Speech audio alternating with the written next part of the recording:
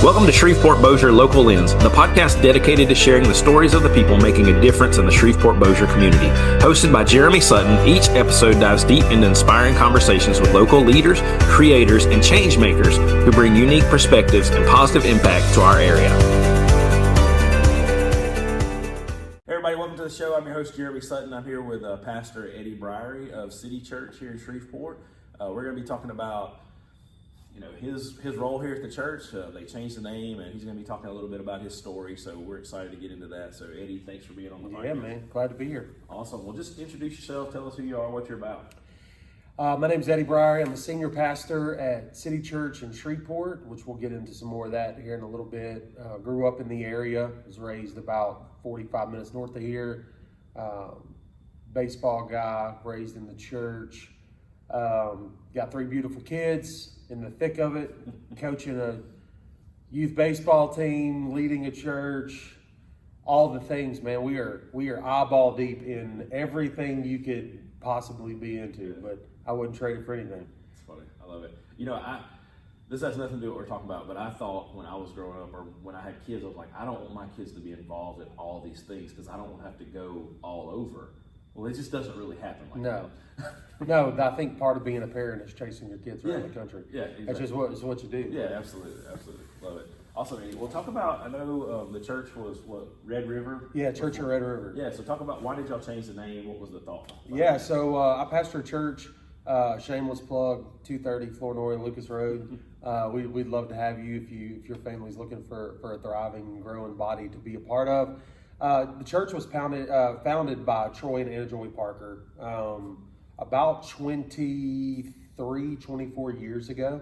I moved onto this property about 13 years ago, and they had a beautiful foundation, planted, did a really, really great job, reached a lot of people. The founding pastor's wife went through a tragic stroke. She didn't pass away. It altered their life completely, Sure. and he modeled, I think, servanthood on an extremely high level, and he just chose to really take care of his wife and be her caretaker and be her really chauffeur, nurse, everything she would need, like any spouse would want to do for their spouse.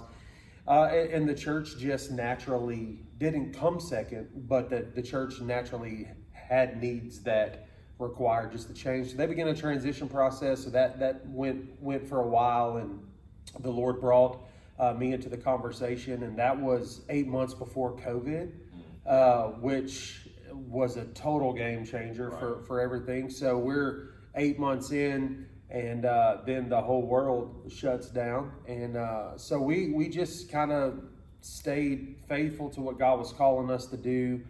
We grew by 40% during COVID, wow, which is crazy.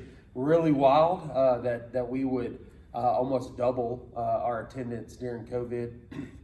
And I think the more we became who God was calling us to be, we just realized there were some differences. And in 2022, I was driving to our duck camp in Arkansas, and it was really about this time. It was around this time that it all kind of started shifting, and the Lord was just speaking to me. I was right outside of West Monroe, fixing to head north into Arkansas, and I'm a writer, so if I feel like the Holy Spirit's speaking to me, I'll grab my notepad on my phone or something. So I grabbed my journal actually out of my back seat, and I'm writing on the console, and the Lord just began to speak to me about rebranding and what's in a name, and so I just wrote it down, and I didn't really change anything or tell anybody about the changes that I was feeling. And I came back and I shared it with one of our staff members, and he said, "Bro, we got to do it. Like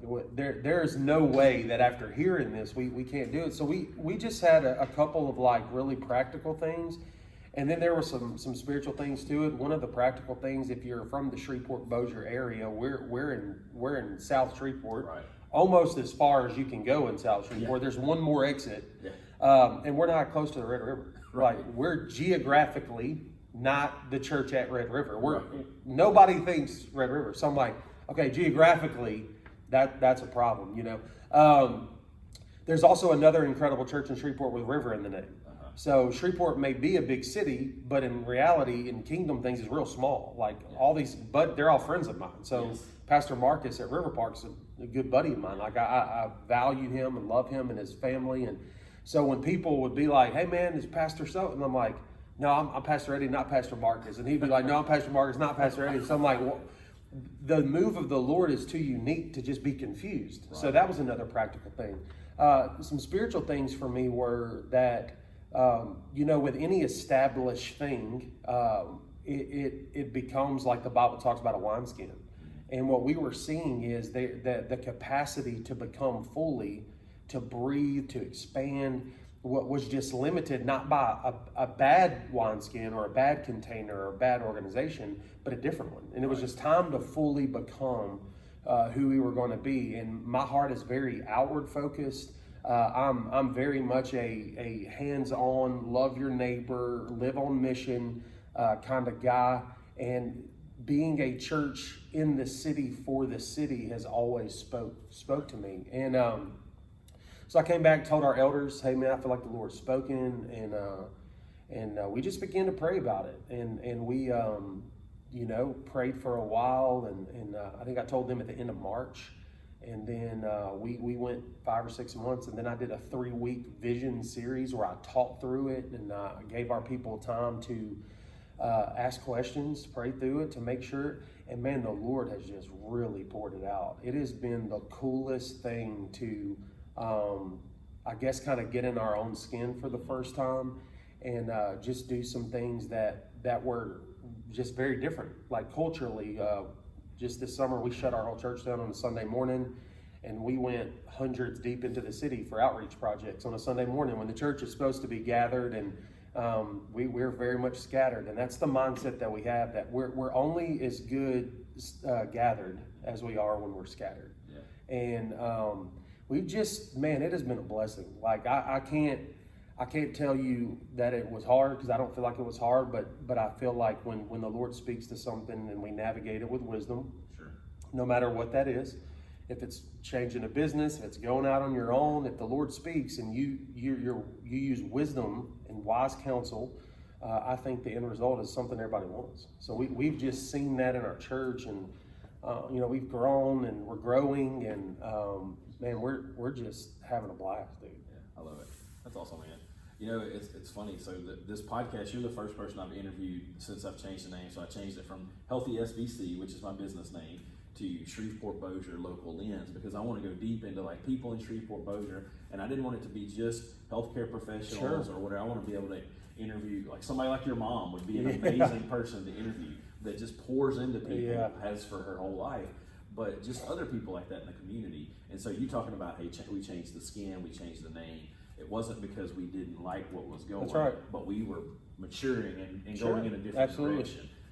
And I love that. And I remember I saw on Facebook that you shut church down on Sunday. I told my wife, I was like, Eddie's not even they're not having church today. What's going on? Yeah, so that's cool. Yeah, that was, man, we were actually, where we are now is just in our cafe area, but we have a staff kitchen and I just came out of the office one morning, and my staff, there's some of the guys when they're getting coffee. It was early, like 8:30. Everybody's just kind of walking in, and I was like, I feel like we need to do something, and I feel like we need to devote the entire summer to the city. Yeah. And man, we just did some really cool stuff. We offered like a 3.5 hour night camps for kids that were a part of families that were only foster or adopted families. Oh, wonderful. So that those parents could go on a date, but every kid there, we call it Choice Family Night, because it was a choice that a family made. And where we had not just our church people, although we do have an incredible Choice Family ministry here at our church, and a big population, but we had friends from all over the city. Shreveport Bossier come, because that's just an unseen, sometimes subcategory of the city. So we served them. We served at the Hub and the Lovewell Centers and at Cumberland Farms and all these incredible organizations. And on Sunday morning, man, we did park cleanup, and we did gardening and local food bank deals. It was just the coolest morning. And then we all came back for a big barbecue on campus to kind of wrap up the summer. So we went 8 weeks straight, every week with serving opportunities here in our city to just really, and in essence, put your money where your mouth is. You can't put the name city in your church name if you're not going to have a footprint in the city.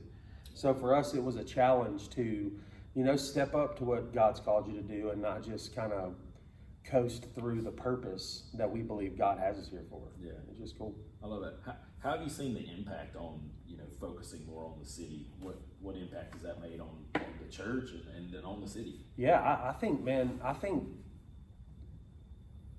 the heart of Jesus was other people.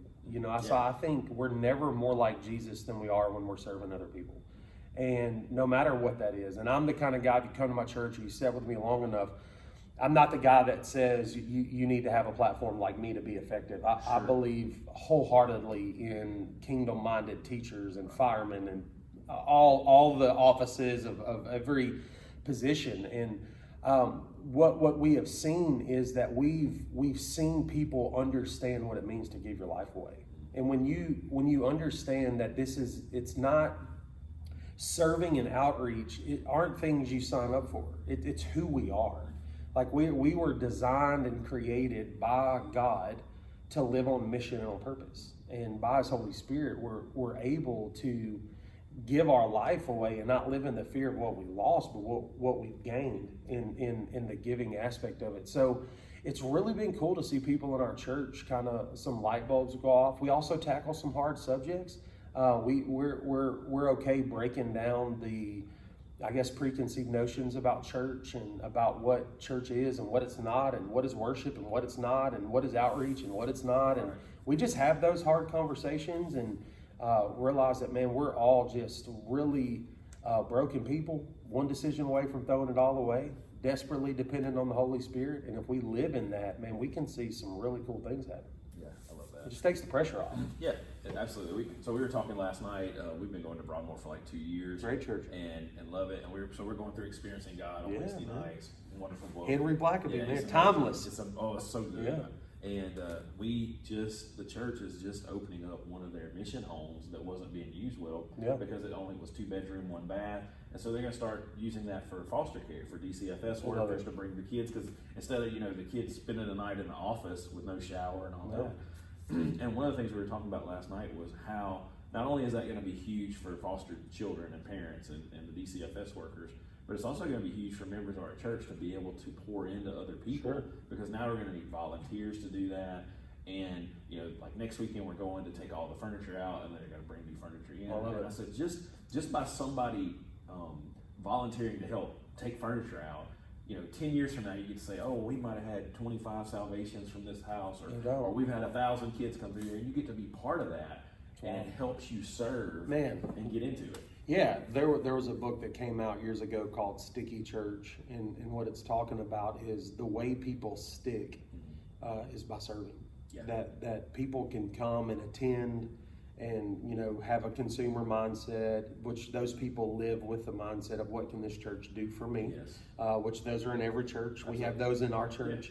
But people where the kind of the light bulb goes off is like, I don't exist for what this church can do for me.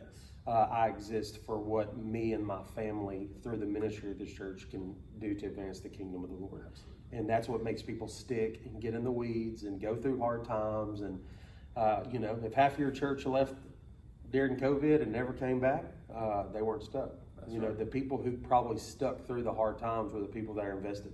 Yeah. And that's with friendships and everything. That's not just church. That's when the water gets high, or the water gets real low, those people that stay through all that are the ones that and they're in. Yeah. And that's the people that you want to advance the kingdom with, in my opinion. Oh, 100%.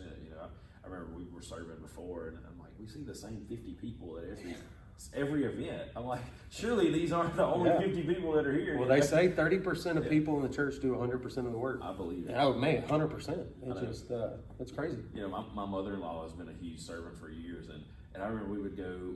Monica, my wife, did high school ministry. I did not like high school ministry. I'm not a teenager person. I'm gonna hopefully get that way because my daughter's gonna be one. Yeah, you're fixing to be. But But we would go, and then my mother-in-law would be there, and then they would do the football leagues, and she would be there, and then they'd do soccer. I'm like, you're at everything, and she had no kids, no grandkids at that point in any of this stuff, and it's just amazing. And I'm like, you're here all the time, you know. But that's like I said, 30% do 100% of the work, and thank God for those 30%. Gotta have them. Oh man, so the premise behind a lot of this is healthy living and how do we make the city healthier. Yeah. But I know you've gotten healthier in the last year, so talk about that. What started that and what has done? Oh man, yeah. It honestly, mine's kind of like a slow snowball effect. I played baseball in college. I've always been relatively active. You know, even as I get older, I still like to be active. I also have, you know, kids play. One's a volleyball player, basketball player. One's a baseball player. Coach the baseball player. So we're all over. But man, I honestly, you know, about 3.5 years ago, almost 4 years ago, went through a brutal time in the family. Walked through a really hard divorce, which is neither here nor there. But it threw kind of so many different rhythms off in life. And I'm not saying that I was working out before then. Right. But what I'm saying is, after something like that, your world just pivots. Sure. And whether it's, you know, when you've got two parents that can split duties, you're not so all over the place all over the time. But when you're doing it, you know, 50, 60, 70% of the time by yourself, and you're trying to you're just kind of scattered.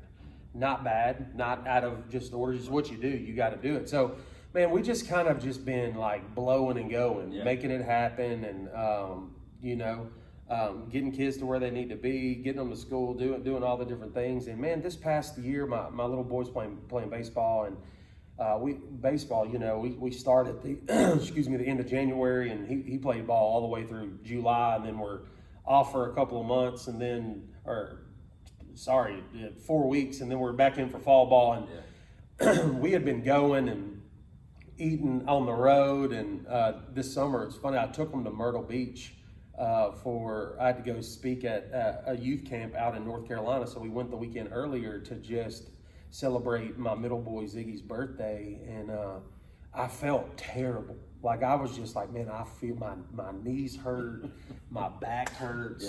Chasing these kids on the beach, throwing the football, my calves hurt. I'm like, I feel so bad. And I just remember thinking that week, like, bro, I got to do something better. So we get home, and that's in June, and we've got like three weeks of baseball left, and we're eating on the road, and it's McDonald's in the car at 8:30 after practice, and we have a lady in our church who's a CrossFit coach, and I've done CrossFit on and off, you know, throughout the years, and really enjoyed it. And she's just been on me for like a year. Right. Like, dude, you got to come back. You got to come back. I ain't coming back till I'm ready. I'm hard-headed. I know that about myself. When my mind gets made up, I'm all in or I'm all out. But it's on me. Like, you're not going to talk me into it or out of it. We get through with baseball, and I kid you not, man, I stepped on the scale one morning. Like, I had to go pull it out of my closet because I just put it up. And it was 299.8. You're like, well, and for me, like, there's zero judgment in this statement. For me, that's too heavy. A doctor would tell me, I know that it's too heavy. And I said, heck no, man. I will not roll over. I'm not going to do it. And it was that next day. I came in, that was on a Saturday. I came in, and one of our drummers, and he's actually on our staff, one of our creative guys, was sitting in there with our worship leader. I said, bro, I got to do something. 299.8 yesterday, and that next Monday I went and registered and signed back up, and just committed, you know, to do it in the context of community. That's key. Yeah, absolutely. We have 6 or 7 at that time people from our church that just said, man, let's go in together. And we went on a Saturday morning, and we just never quit. You know, this is week 15, and with that I added in a strict paleo diet. Which, if you don't know what paleo is, if it's essentially real food, you can eat it. Real meat, real vegetables, real fruits. It's nothing processed or whatever. No sugars, no grains. Although 2 weeks ago probably 3 weeks ago now, I did add grains in for breakfast. So I have oatmeal for breakfast every day. But It's just been the greatest thing, man. I feel so much better. I've lost 43 pounds. Awesome. Yeah.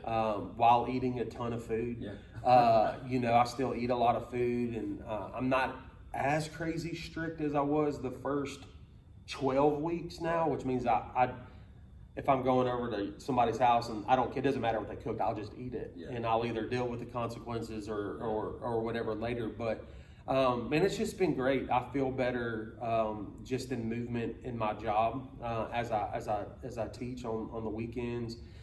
2 of our staff members started three weeks ago, maybe.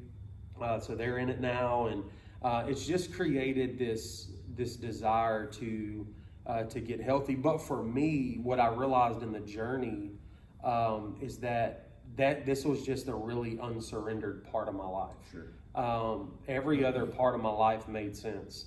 You know, my schedule, everything made sense, but the health aspect of it just wasn't surrendered. I didn't have a plan for it. I didn't have a goal for it, which I'll also tell you, if you're curious, if getting skinny is the goal, that's not gonna work. That's not a good enough goal. It doesn't have a why connected to it.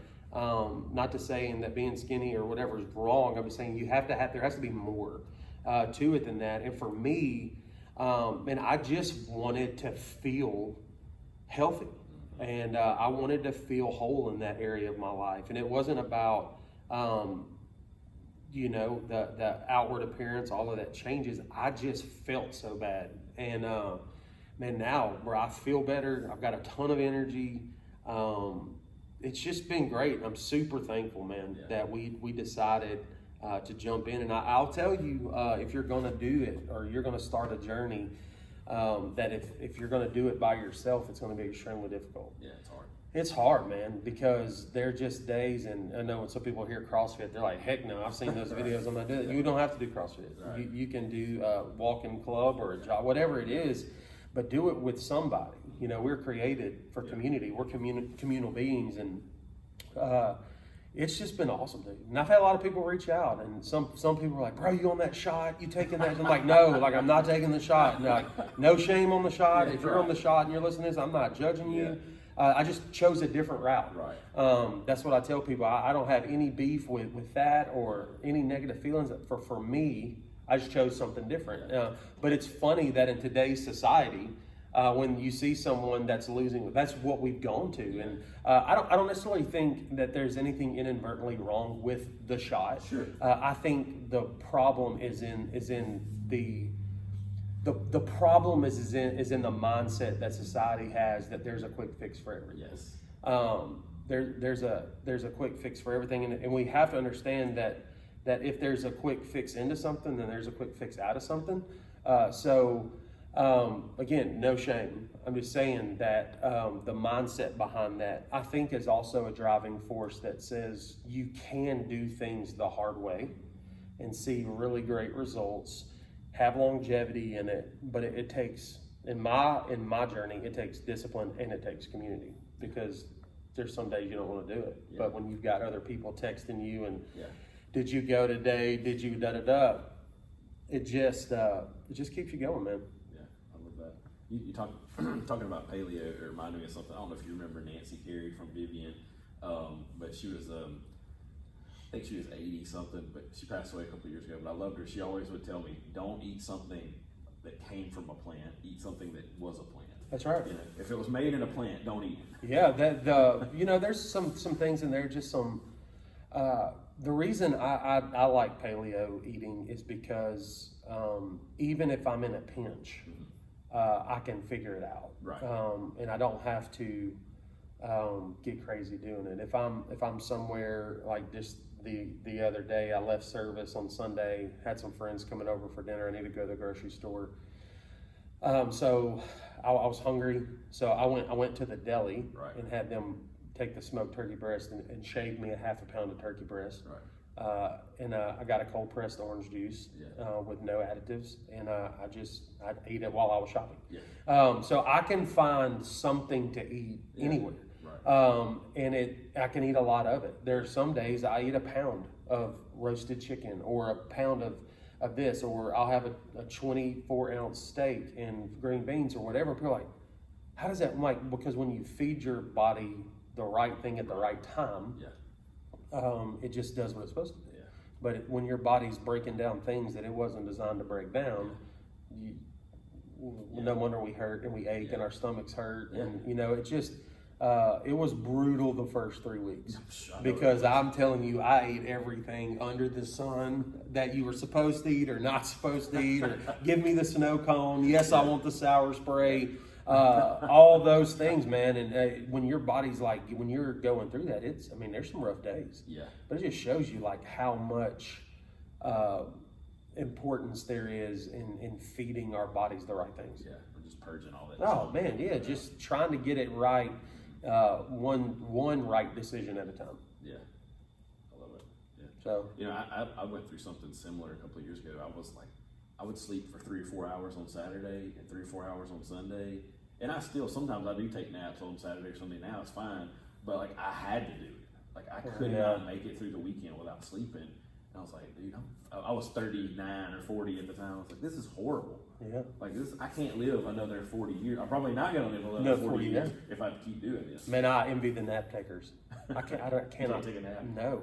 I can lay down on the floor and take one. There's something like scientifically wired in my brain that goes, you can't go lay down in the middle of the day and take a nap.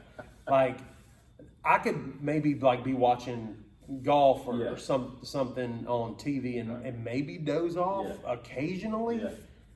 But man, I can't do it. And I got some of my best friends, they'll like you, like, man, Sunday after church, I'm sleeping. Yeah. 2 hours. Yeah. Don't need me for 2 hours. Yeah. But I just can't do it. I had a friend that when I was doing some business mentorship years ago, and his name's Alex Engar. He's amazing. Love the guy. He lives in Utah, and he had earbuds, and he would put them in, and we would be going somewhere. We were on like an Uber, and it was 10 minutes. He said, "I'm going to sleep." I was like, "What do you mean you're going? It's a 10-minute drive." He's like, "Yeah, I'm going to take a power nap," and he would go to sleep, and then we get there, he's like, pop his earbuds out and be ready to go. I can't do that. That to me is crazy. They say there's something in it, man. All them Google employees taking that nap every day at work. Yeah, and I mean, here we are. We Google everything, so there's got to be something in it. Oh man, Eddie, what would you say to people of Shreveport, Bossier, or whatever? Just to encourage them. How can they be a better version of themselves? Man, I think no matter where you fall, because I'm not going to live under the premise that everybody that listens to this podcast is like-minded in their faith journey with me, and that's fine. I don't think you have to be a believer, although I do think it matters significantly in what I'm fixing to say. But purpose drives the ship. Yeah. And if you don't know what your purpose is, you'll spend your life doing things that more than likely you weren't designed to do. And I think the more that you desire to walk in purpose, I believe that naturally brings you closer into an understanding or a desire to know where that purpose came from. So I've seen people that are purposeless in their approach start living on purpose, and what that does, it draws them to begin to ask questions of, why do I feel the way that I feel about said thing, or why am I passionate about whatever? And then what it does is it unlocks the conversations that you are uniquely designed for a specific purpose on this planet, and God has a beautiful plan for your life, and it unlocks this beautiful thing. So if you want to be a better version of yourself, I think the best way to do that is to become the version of yourself you were supposed to be. Like, don't just try to better something that you think. Like, dig in, ask yourself hard questions. Why do I wake up every day and go to work to a job that I'm not fulfilled in? Like, you don't owe that to anybody but yourself. Yes, I know that you have to have finances. I know that you have to provide for your family. I know that, but your life is too short to be miserable. And there are a million other things out there that you could do that would not only put food on your table, but would put food in your soul. And by living on purpose, no matter if you're a believer or not, what you do is you find that I'm walking in what I was designed to do, and I'm the most effective in that. We'll be right back after a quick word from our local sponsors. Hi, my name is Jake Dement, and I'm excited to tell you about Dement Brothers Boxing Club. We're based out of Bossier City, and we are a local nonprofit. Our sole mission is to improve the lives of youth using the sport of boxing. Now, young people in the boxing gym learn structure and discipline, and we are, combating the stagnation of our youth along with gun violence and gang violence. So we run on donations, and any support you can give will go right into helping these kids train, have a facility, have equipment, have medicals and traveling and different things like that. The ones that compete, they have to be registered through USA Boxing, and all that stuff costs money. We're trying to keep the program going, and we're spreading to Natchitoches with the Cane River Boxing Club, and any donation would be much appreciated, and you would know that you're healing the community from the ground up. I appreciate your time. My phone number is 318-617-1508. Our website is dementboxing.org, where you can check out what we're doing and what we've done here lately. I appreciate it. Thank you. Now it's time for a quick tip to help you make the most of life here in Shreveport, Bossier. Between the ages of 30 and 40, if we're not super careful, we can lose a significant amount of flexibility, mobility, strength, and muscle mass, and it gets exponentially worse with every decade after. But there are so many things we can do to slow down and even reverse our rate of biological aging. So I'm going to give you a quick tip. Here's something you can do because it's something you already do every day, but we're going to shift how you do it. You put on your shoes every single day, but now instead of sitting in a chair or on a bench, I want you to get on the floor to put on your shoes and get on the floor to take them off. Why? Because when you do this, you have to get up off of the floor, which means you are using balance, strength, flexibility, and you are becoming more mobile. It will get easier the more you do it. Do it for 1 to 2 weeks and see if you don't notice a difference in your joints all over. Now back to our show. I can do a lot of things, man. I could go and work for my friends' companies. I've got friends that are roofers, and got friends that own landscape companies, and friends that build houses, and I got friends that print t-shirts, and Right. I can learn all that. I'm confident in those things, and could probably make a living in that. But for me, I know that I'm most fulfilled and fruitful when I help people find out who they are in Christ. I'm the most fruitful in that. That's what God has designed me to do. So better version of yourself, I think, is becoming the version of yourself that you're supposed to be by living on purpose. And man, purpose comes in a lot of shapes and sizes and different things. And that's cool if I talk about the gloves. Yeah, I forgot about the gloves. Yeah, Please, so Jeremy had told me, he's like, man, let's talk about the gloves. And I'm a baseball guy. I started playing baseball when I was 3, and I played till I was up in college, and loved the game. My middle boy, my first son, my middle child, he hates baseball. He tried it when he was little, played a little bit, but it wasn't his deal. And I didn't ever push him. I'm not that guy, that Sure. dad that's like, I didn't get enough reps, so now my boys are going to do this. Yeah. Thank God I didn't have that dad either. Oh man, I'm telling you. So I just, baseball's always been a passion of mine. Now I have an 8-year-old son who it's his jam. He loves baseball, and we have that common thread. And man, about April of this year, I just had this desire to learn how to fix baseball gloves. And man, I got on YouTube, and I said, all right, I'm gonna order a lace kit, and I ordered just the cheapest lace kit you can get. Didn't have the right tools or anything, and I had an old glove that I played ball with and softball with after I got through playing ball in college. And I said, I'm gonna relace this thing just for the heck of it to see if I can do it. And I sat at my bar for 3 hours. Watching, pausing, stopping, you watch the video. It's like if you're trying to cut tile, you stop it and you're like, I'm gonna go over here and try it. So I'm there, and it's taking forever. And finally I got it. And it wasn't perfect, but it was relaced. Every hole had a lace through it, and every knot was tied. And I was like, okay, cool, man, I can do. So I just posted a picture of it, like on social media, and was like, man, I hooked up one of my old gloves. cool deal. But I enjoyed it. Right. And then I would find myself just sitting on the couch, start watching guys do it, like some of these old heads that have been, working on gloves for 100 years and been a part of companies that have made gloves forever. And I just kind of developed this passion for it. And a buddy of mine from Shreveport, he's an old Evangel baseball player, and he said, "Hey, dude, I got an old glove. Jared and my brother said that you can fix it." I'm like, "Oh yeah, sure." No, Right. Not telling him it took me 3.5 hours to do my own.